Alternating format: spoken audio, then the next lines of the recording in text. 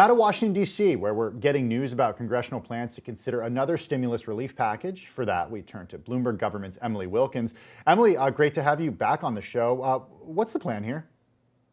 So they're still working to figure that out. I mean, we're kind of sort of in the same place we've been all week, where Democrats would really like to do something bipartisan. They would like to get Republican support, but that's proving a little bit difficult right now. And so what you're going to see in the next week is both the House and the Senate potentially start to move on a way that they can pass this stimulus package only with Democratic support. You're going to see the House take up something called a budget resolution that kind of is the groundwork for any future bill. And in the Senate today, you heard Majority Leader Chuck Schumer say that time was of the essence, that they really wanted to move quickly. He also said that the last time that Democrats controlled the House, the Senate, and the White House back in 2009, he said that Democrats were too timid and that he didn't want to repeat that mistake again, suggesting that Democrats, that they want to do something bipartisan, but they're certainly willing to do something alone just to get something done. Right. I mean, think back to that time. President Obama and the Democratic-controlled Senate and House, they used a lot of political capital, of course, to get health care reform pushed through.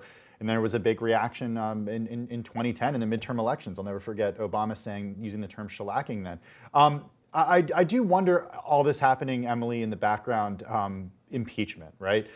How does this change the Senate's agenda ahead of President Trump's looming impeachment trial, which looks like it's going to happen? So at this point, I mean, we have heard both House and Senate leaders reaffirm that this impeachment trial is going to happen at this point. What it will look like, so on February 9th, the impeachment trial is actually going to begin. That's when all 100 senators need to be in their desks. They cannot leave the Senate while the trial is going on. They're in there for 6 days a week. We might see something like last time where the Senate is able to do legislative business in the morning. I don't think those details have been quite hammered out yet.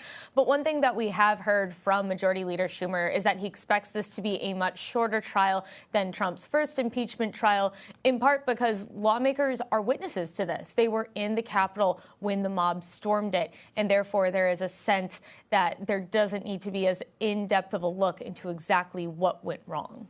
Bloomberg Government's Emily Wilkins in Washington. Emily, thanks as always for taking the time. We appreciate it.